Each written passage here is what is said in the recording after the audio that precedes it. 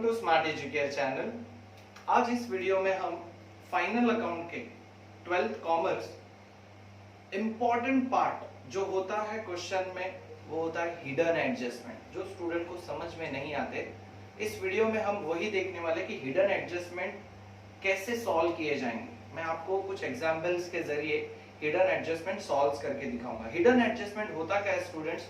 Hidden adjustment आपके trial balance में होता है।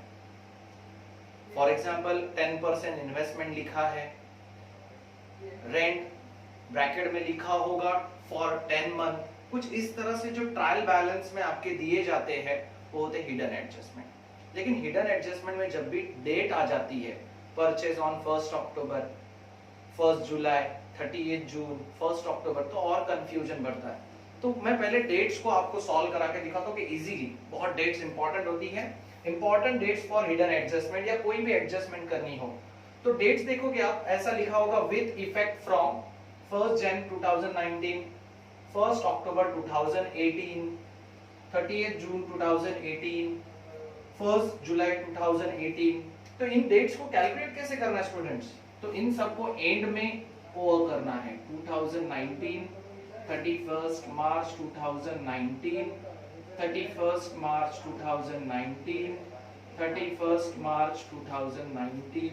जब हम इन्हें टोटल करेंगे, मतलब जनवरी से लेकर मार्च तक आपका 3 मंथ होगा, अक्टूबर टू मार्च आपका स्टूडेंट 6 मंथ होगा, 30 जून टू 31 मार्च आपका 9 मंथ होगा, आपका 1 जुलाई टू 31 मार्च 9 मंथ होगा। तो ये सिंपली आपको याद रखना है स्टूडेंट्स कि 3 मंथ, 6 मंथ, 9 मंथ, 9 मंथ, ये डेट के जरिए आपको समझ आ जाएगा। ये डेट्स आप लोग इंपॉर्टेंस में नोट करके रखना, ठीक है? तो चलिए देर ना करते हुए आपको मैं आगे के एडजस्टमेंट्स बता देता हूँ कि कौन से। तो इंपॉर्टेंट डेट्स कैलकुलेशन के बाद स्टूडेंट्स हम बढ़ते हैं हमारे पहले हिडन एडजस्टमेंट की ओर। लेकिन हिडन एडजस्टमेंट करने से पहले अगर आपको ये वीडियो अच्छी लगी तो जरूर लाइक और सब्सक्राइब करना, और आपके फ्रेंड्स को जो 12th स्टैंडर्ड में हो या 11th स्टैंडर्ड में हो कॉमर्स, उन्हें शेयर करना मत भूलना, ठीक है? तो चलिए देखते हैं कि हमारा पहला हिडन एडजस्टमेंट। तो हमारा पहला हिडन एडजस्टमेंट है 10% इन्वेस्टमेंट। हमारा पहला है 10% इन्वेस्टमेंट। तो स्टूडेंट 10% इन्वेस्टमेंट हम लोग लिखेंगे कहाँ? तो हम लोग लिखेंगे इसे असेट्स में, राइट ना? ए फॉर असेट्स में, मतलब आपका ये असेट्स में होने वाला है। तो इसका कैलकुलेशन कैसे करना है स्टूडेंट्स? 10% इन्वेस्टमेंट, मान लेते हैं कि 10% इन्वेस्टमेंट की जो ट्रायल बैलेंस में दी हुई अमाउंट है वो है 10,000। कितनी है? 10,000 स्टूडेंट्स, राइट? तो 10,000 multiply bye 10 divide by 100। So 0 cut, 0 cut, 0 cut, 0 cut, the answer will be 1000। अब इस 1000 के दो effect, every adjustment have two effects, right? तो 1000 के दो इफेक्ट क्या होंगे आपके? पहला इफेक्ट आपका असेट्स में होगा, बराबर है? मतलब आप क्या करोगे असेट्स में स्टूडेंट्स? ऐड, क्या करोगे? ऐड करोगे। क्या ऐड करोगे? इसका इंटरेस्ट, और इसका सेकेंड इफेक्ट होगा profit and loss credit side. This is your first effect, this is your second effect. Students, first effect आपका असेट्स में add interest, second effect profit and loss credit side. इस 1000 को आपको लिखना है because it is profit for the company. Second thing, अगर समझो 10% investment एक और तरीके से पूछा हो आपको, जैसे कि यहां पर लिख रहा हूं आपको 10% इन्वेस्टमेंट, ब्रैकेट में लिखा हो परचेज ऑन 1 अक्टूबर 18। क्या लिखा हो? परचेज ऑन 1 अक्टूबर 18। तो स्टूडेंट्स इसका कैलकुलेशन कैसे करना है? देखिए सिंपल है, सेम अमाउंट कैलकुलेशन समझो। हम लोग अभी अमाउंट समझो चेंज कर लेते हैं, 20,000 लेते हैं। तो 20,000 multiply by percentage will be this 10 divide by 100। लेकिन यहाँ डेट है, देखो यहाँ डेट नहीं था इसीलिए सिंपल लेकिन जब डेट होता है तो आपको कैलकुलेशन कुछ इस तरह से करना है, 1 October to 31 March. Student 6 month, that is 6 divide by 12, so 6 1 जा 6, 6 2 जा 12, 0 कट 0 कट 0 कट 0, 2 1 जा 2, 2 1 जा 2, the answer will be 1000 and effect will be same। ये जो दो इफेक्ट है वही इसके दोनों इफेक्ट होंगे। Clear my dear students? देखिए बहुत ही सिंपल तरीके से आपको समझ आ जाएगा हिडन एडजस्टमेंट। ओके, तो हम चलिए देखते हैं second hidden adjustment. Second adjustment है 10% government bond, 10% government bond. Students 10% government bond भी आपका असेट्स में ही आता है। कहां आता है? असेट्स में ही आता है। ठीक है, अगर समझो ऐसा लिखा है 10% गवर्नमेंट बॉन्ड और समझो ब्रैकेट में नीचे आपको लिख कर दिया है परचेस ऑन 30th जून 18, तो स्टूडेंट जून मंथ का ये एंड डेट है, इसलिए जून को कंसिडर नहीं करना है। तो जून के बाद क्या आता है? जुलाई। क्या आता है? जुलाई। तो जुलाई से लेकर, बराबर, जुलाई से लेकर मार्च तक 9 मंथ। चलो मान लेते हैं कि आपका गवर्नमेंट बॉन्ड 30,000 दिया है। कितना दिया है? 30,000 multiply by 10 divide by 100 multiply bye 9 divide by 12। So calculation देखो स्टूडेंट्स, वेरी सिंपल। 3 3 जा 9, 3 4 जा 12, बराबर, 0 कट 0 कट 0 कट 0 कट, बराबर। अब 4 के टेबल में आता है क्या 30? नहीं, तो 4 1 जा 4, 4 7 जा 28, बचे कितने? 2, तो 4 5 जा 20, 750 मल्टीप्लाई बाय 3। कितना करना है? 750 मल्टीप्लाई बाय 3 कितना होगा? 750 मल्टीप्लाई बाय 3, सो 3 0 जा 0, 3 5 जा 15, 3 7 जा 21 प्लस 1 22, तो आपका आंसर हो गया 2250 स्टूडेंट। तो कैलकुलेशन याद रखना है, डेट जब भी आती है तो कैसे कैलकुलेशन करना है स्टूडेंट्स। अब देखिए कि 2250 का दो इफेक्ट क्या होगा। 2250 के दो इफेक्ट स्टूडेंट्स क्या होंगे? सिंपल तरीके से देखिए, तो आपका क्या हो सकता है? तो आपका 10% इन्वेस्टमेंट, सॉरी 10% गवर्नमेंट बॉन्ड कहां है स्टूडेंट? असेट्स में। तो ये आपके हो गए असेट्स। क्या करना है? ऐड। क्या ऐड होगा? इंटरेस्ट। अब आपको इंटरेस्ट मिल रहा है तो ये आपका हो गया profit and loss credit side.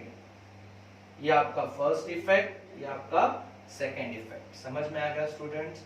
समझो अगर इन्होंने कुछ और 10% गवर्नमेंट के बॉन्ड के जगह पर समझो ऐसा दे दिया 12% गवर्नमेंट बॉन्ड, परसेंटेज थोड़ा चेंज करके भी देख लेते हैं और ब्रैकेट में लिख कर देंगे। समझो आपको इस तरह से कुछ लिखा हो आपका कि परचेज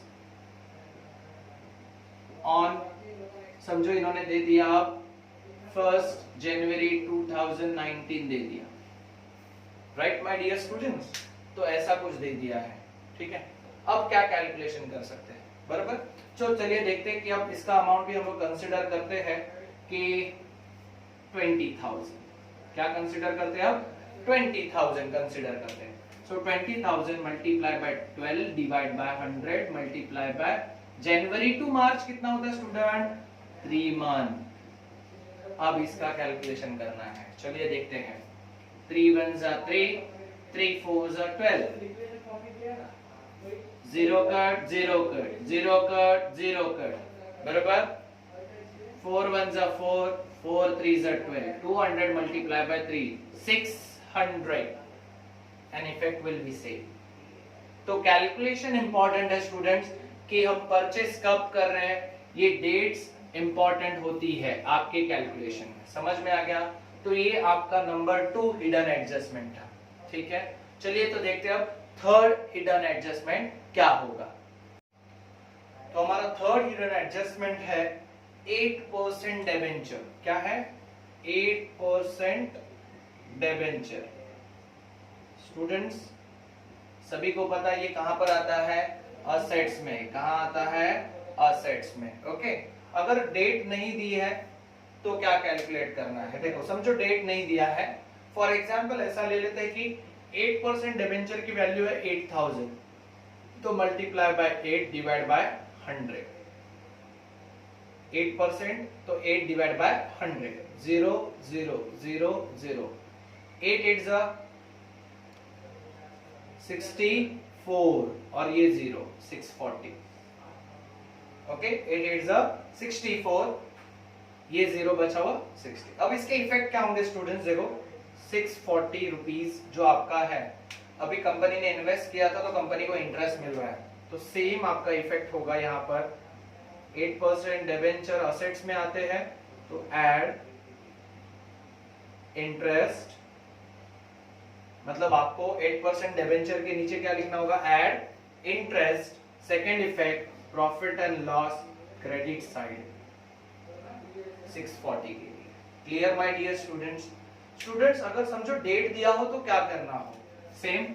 अगर समझो 8% डिबेंचर ऐसा दिया है और ब्रैकेट में लिखा हो परचेज ऑन 1 जुलाई 2018, तो क्या करोगे, मान लेते हैं कि हमें 8% डिबेंचर की वैल्यू है, अगर मान लेते हैं कि चलो 12,000 ले लेते हैं, 12,000 multiply by 8 divide by 100 multiply bye, अब जुलाई टू मार्च कितना मंथ होता है स्टूडेंट्स, जुलाई टू मार्च कितना हो जाएगा, 9 मंथ, सो 9 डिवाइड बाय 12, क्या हो गया 9 divide by 12, so 3 3 9, 3 4 12, 0 cut 0 cut 0 cut 0 cut, 4 1 4, 4 2 8। अब आपको कैलकुलेट करना है, 2 3 6 और 6 मल्टीप्लाई बाय 12 72 और ये 0 720। अगर ये अमाउंट है तो मतलब अमाउंट डिफरेंट हो सकती है, परसेंटेज डिफरेंट हो सकते हैं, लेकिन कैलकुलेशन डेट इंपॉर्टेंट है आपके लिए कि कितने मंथ पे चार्ज करना है वो आपको याद होना चाहिए। ठीक है, effect will be same, effect will be same. Okay my dear students, तो ये आपका थर्ड हिडन एडजस्टमेंट था। Okay, now fourth hidden adjustment क्या होगा हम लोग देखते हैं। तो हमारा फोर्थ हिडन एडजस्टमेंट है स्टूडेंट्स इंश्योरेंस। बहुत इंपॉर्टेंट है इंश्योरेंस। इंश्योरेंस स्टूडेंट्स आता कहां है, profit and loss debit side. कहां आता है, profit and loss debit side. अब समझो कभी इंश्योरेंस के नीचे ऐसा लिखा है या आगे ऐसा लिखा हो फॉर 9 मंथ, आपने देखा होगा फॉर 9 मंथ। इसका मतलब क्या होता है कि आपने जो इंश्योरेंस का अमाउंट पे किया है वो अभी तक 9 मंथ का ही पे किया है, और पूरा साल स्टूडेंट्स जो फाइनेंशियल ईयर होता है वो 12 मंथ का होता है। इसका मतलब है इसे कहते हैं आउटस्टैंडिंग एक्सपेंसेस, मतलब ये आउटस्टैंडिंग एक्सपेंसेस का एडजस्टमेंट है। ठीक है, अब देखते हैं कि फॉर एग्जांपल हम लोग ले लेते हैं कि इंश्योरेंस की अमाउंट 1200 है। ठीक है, और हमने पे कितना मंथ के लिए किया है स्टूडेंट, 9 मंथ के लिए। कितने मंथ के लिए किया है, 9 मंथ, मतलब हमें 3 मंथ का पे करना बाकी है। तो कैलकुलेट कैसे कर सकते हो हम लोग, इसे अगर डिवाइड बाय मैं 12 करूं, डिवाइड बाय 12 मंथ करूं तो कितना हो जाएगा, 12 1 12, 12 1 12, that is 100 rupees multiply by outstanding कितने मंथ के लिए स्टूडेंट, पेड किया मैंने 9 मंथ, मतलब आउटस्टैंडिंग कितने मंथ के लिए हो गया है, 3 मंथ। कितने मंथ के लिए हो गया है, 3 मंथ। तो 100 multiply by 3 month is equal to 300, is equal to 300, बराबर। तो ये 300 के हमें दो इफेक्ट पास करने हैं, तो 300 के दो इफेक्ट क्या होंगे स्टूडेंट्स, तो देखते हैं। तो हम लोगों ने इंश्योरेंस कहां पर लिखा है, प्रॉफिट एंड लॉस डेबिट, तो प्रॉफिट एंड लॉस डेबिट में फर्स्ट ये ऐड हो जाएगा as a outstanding, as a outstanding expenses, और ये पैसा देना बाकी है, इसलिए सेकेंड इफेक्ट इसका होगा लाइबिलिटी साइड स्टूडेंट। याद रखना ये 300 के दो effects, every adjustment have two effects, एक है आपका प्रॉफिट एंड लॉस डेबिट और सेकंड है आपका लाइबिलिटी। ओके स्टूडेंट्स, अब इसी को हम एक और तरीके से मैं समझाता हूं कि कभी कभी स्टूडेंट्स ऐसा दिया जाता है कि लिखा होगा इंश्योरेंस फॉर 2 years और आगे लिखा होगा विथ इफेक्ट फ्रॉम 1 October 2018, ऐसा लिखा होगा for 2 years with effect from, ऐसा किया होगा। ठीक है, तो ऐसे वक्त पर क्या करना है, समझो मान लो स्टूडेंट्स कि इंश्योरेंस की अमाउंट दी है 20,000, समझो कितना दिया है 20,000, तो इसे पहले आपको करना है 2 years बोला है स्टूडेंट, इसलिए डिवाइड बाय 2, इसलिए पहले मैंने क्या किया, इसे डिवाइड बाय 2, तो मुझे आ गया पर ईयर, मतलब एक साल का कितना है स्टूडेंट 10,000। अब 10,000 फॉर, लेकिन इन्होंने आगे डेट भी दिया है, कहते हैं कि 1 अक्टूबर से स्टार्ट हुआ था आपका इंश्योरेंस, तो इसके लिए क्या करना है 10,000 multiply by October to March 6 month, 6 divide by 12, 6 divide by 12, 6 1 is 6, 6 2 is 12, 2 1 is 2, 2 5 is 10, 5,000 कितना हो गया स्टूडेंट 5,000। तो आप कब कैसे करना है, तो 5,000 जो आंसर आ गया है, अब 20,000 आपने प्रॉफिट एंड लॉस डेबिट में इनर कॉलम में लिखी होगी, उसमें से आपको 15,000 माइनस करना होगा और आउटर कॉलम में आपका आएगा 5,000 student. 20,000 profit and loss debit inner column में लेस प्रीपेड 15,000 और आपका आउटर कॉलम में होगा 5,000। तो इसके दो इफेक्ट कैसे होंगे स्टूडेंट्स, देखो आपको वैसे पता ही है प्रॉफिट एंड लॉस डेबिट में आप क्या लिखोगे, लेस प्रीपेड, ये एडजस्टमेंट किस चीज का है, प्रीपेड, बराबर, ये क्या है आपका प्रीपेड है। सेकेंड इफेक्ट आपका आएगा balance sheet asset side, balance sheet asset side students.